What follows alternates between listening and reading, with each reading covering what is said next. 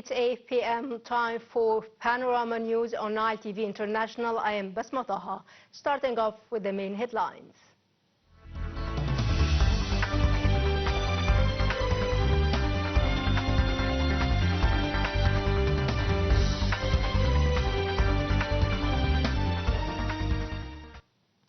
Prime Minister Madbuli and Estonian President Karis review bilateral ties. Israeli occupation forces step up bombardment across the Gaza Strip.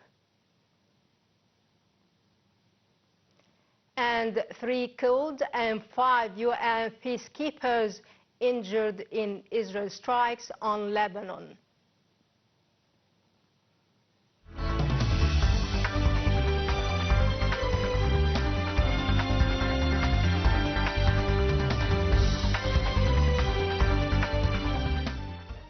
Welcome back. The news in full. Prime Minister Mustafa Madbuli on Thursday emphasized Egypt's eagerness on enhancing bilateral ties with Estonia in the fields of economy, trade and investment.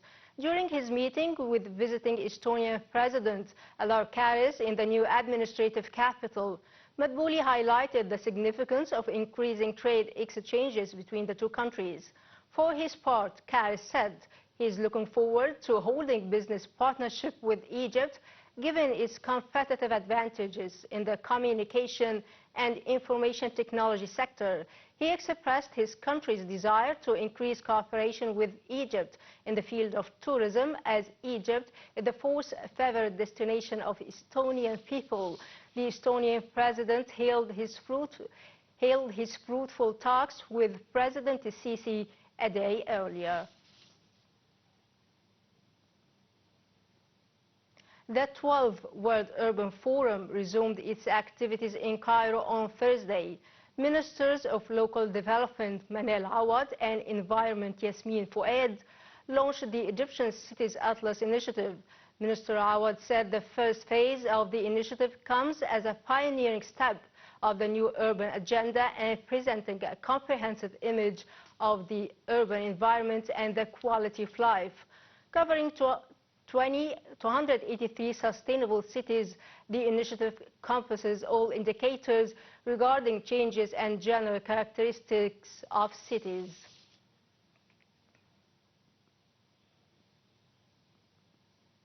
Israeli occupation forces stepped up bombardment across the Gaza Strip on Thursday. The Israeli military ordered more evacuations of citizens from the besieged territory, creating a fresh wave of displacement from northern Gaza. Details follow. Up to 27 Palestinians were killed by Israeli raids in the Gaza Strip early on Thursday, including 19 in northern the Strip. Palestinian medical sources said 5 Palestinians were killed in a raid on a house in the vicinity of a mosque in Jabalia, northern the Strip. The sources added that 10 Palestinians were martyred in a bombardment of Ginina neighborhood east of Rafah city in southern the Strip. According to the sources, 4 Palestinians were killed and scores others injured in a raid by Israeli jets on a house in the new camp north of Al-Nusayrat camp in central Gaza Strip. And 12 people were killed and a large number of people were injured in an Israeli airstrike on a school housing displaced people in the north of the Palestinian territory. Meanwhile, the Israeli military called for the evacuation of several areas in northern Gaza, again claiming that the Palestinian fighters were launching rockets from there. Gaza's health ministry said on Thursday that up to 43,469 Palestinians have been killed and 102,561 others injured in Israel's military offensive in Gaza since October 7, 2023. According to the ministry, the toll included 78 deaths in the previous 48 hours.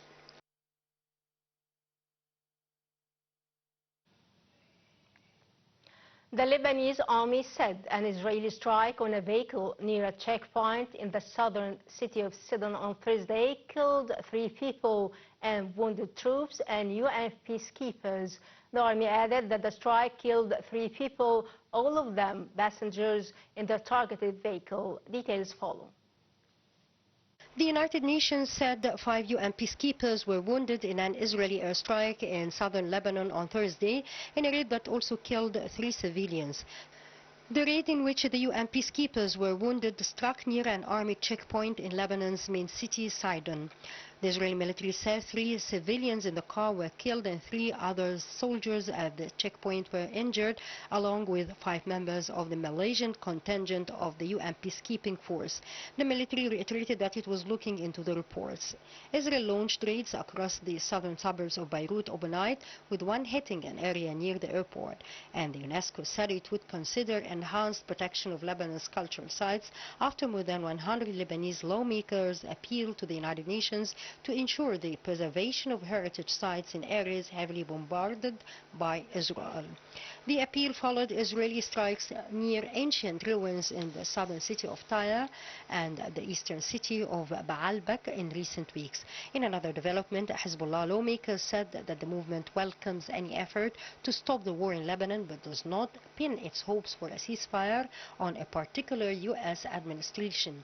He acknowledged the heavy toll of the Israeli attacks that have been apart thousands of buildings, mostly in Lebanon's Shiite south and east and Beirut's southern suburbs, but said the group's capabilities remain strong. U.S. diplomatic efforts to hold fighting between Israel and Hezbollah faltered last week ahead of the U.S. elections on Tuesday, in which former President Donald Trump recaptured the White House. Israel launched a barrage of strikes after Lebanon's Hezbollah said it carried out a military attack targeting a military base near Israel's Ben Gurion International Airport a day earlier. A Russian strike on the front-line city of Zaporizhzhia damaged a hospital, killed 4 persons and wounded 18 more, including a medic and a child. Russian challenge of Ukraine front-line Donetsk region killed 2 people and injured 5 more. Earlier fragments from downed Russian drones injured at least 2 and damaged several buildings in the Ukrainian capital, Kiev. More than 30 drones have been brought down in and around the capital in the latest overnight attack.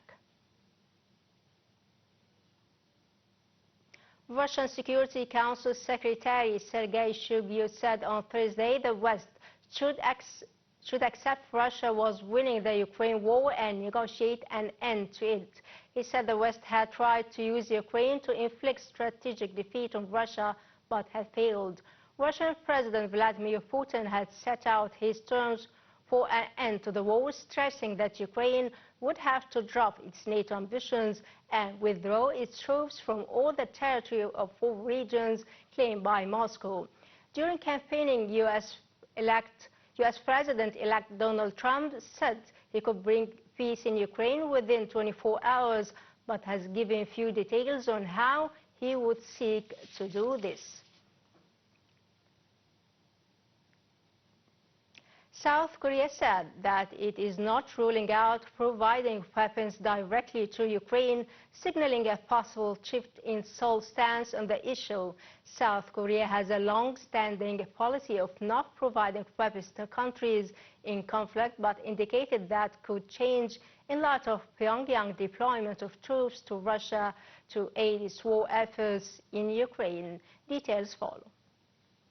South Korean President Yoon Suk-yeol said on Thursday that his country is not ruling out providing weapons directly to Ukraine, signaling a possible shift in Seoul's stance on the issue. Yoon also revealed that he had discussed North Korea with U.S. President-elect Donald Trump in a phone conversation that laid the groundwork for a meeting in the near future. Yoon added that his office would monitor unfolding developments related to the operations of North Korean soldiers, and if he decided to provide weapons to Kiev, the initial batch would be defensive. Seoul and the West have long accused Pyongyang of supplying artillery shells and missiles to Moscow for use in Ukraine. The latest accusations, based on intelligence reports, indicate the North had deployed around 10,000 troops to Russia, suggesting even deeper involvement in the conflict and triggering outcry in Seoul, Kiev and Western capitals. Meanwhile, France's foreign ministry summoned North Korea's general delegate in France last week to protest against the deployment of his country's troops to Russia and warned there would be consequences. France had summoned the North Korea's general delegate in France on October 28th and told him that such a support for Russia's war wouldn't be left without a response. South Korea has a long-standing policy of not providing weapons to countries in conflict, but indicated that this could change in light of Pyongyang's deployment of troops to Russia to aid it for its efforts in Ukraine.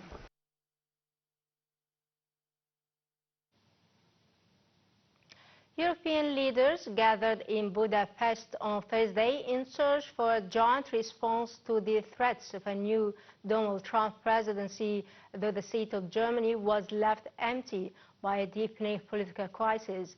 European Commission Chief Ursula von der Leyen said the future of Europe is in our hands as she headed into the talks dominated by Trump's return to the White House.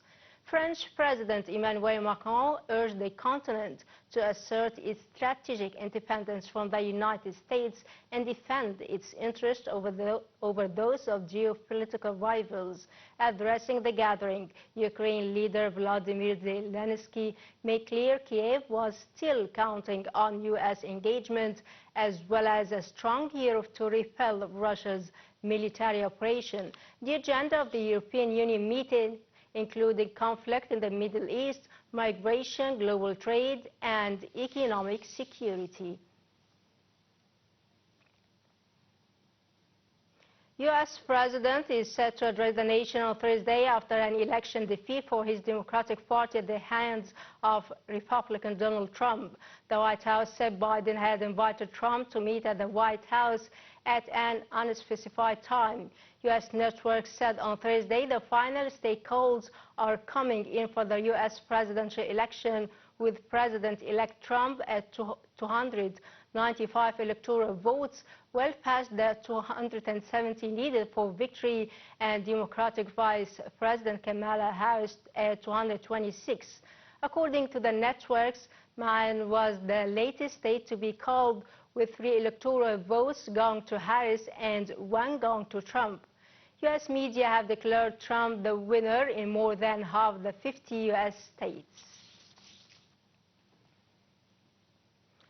German President Frank-Walter Steinmeier called for reason and responsibility on Thursday amid the ongoing political crisis sparked by the collapse of Berlin's ruling three-party coalition.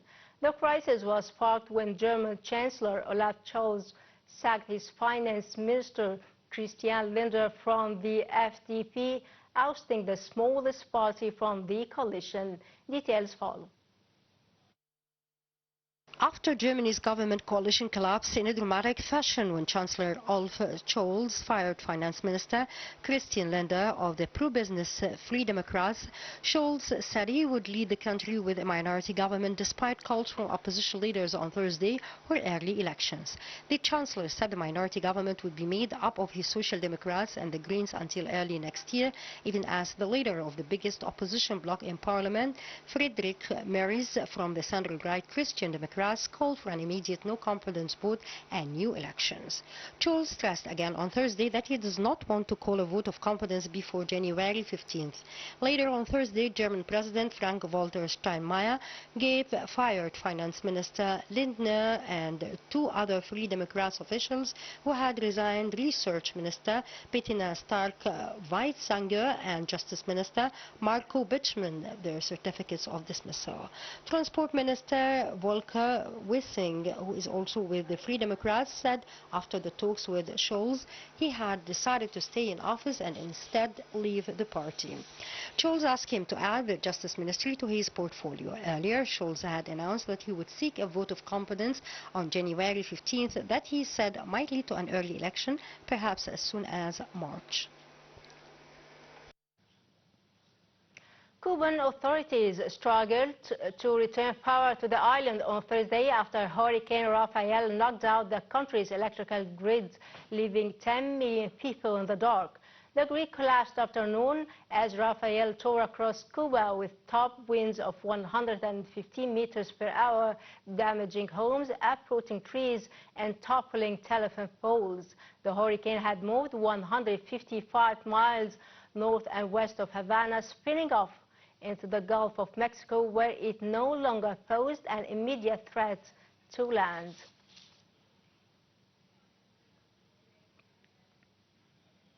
Typhoon Yingxing slammed into the northeast tip of the Philippines on Thursday, uprooting trees and sending building materials flying weeks after another storm left at least 150 people dead. More than 21,000 across 200 villages in Cagayan province were evacuated in the hours before the mid-afternoon landfall. The State Weather Service said the typhoon would crab path the north coast of the main island of Luzon overnight Thursday before blowing out into the South China Sea on Friday.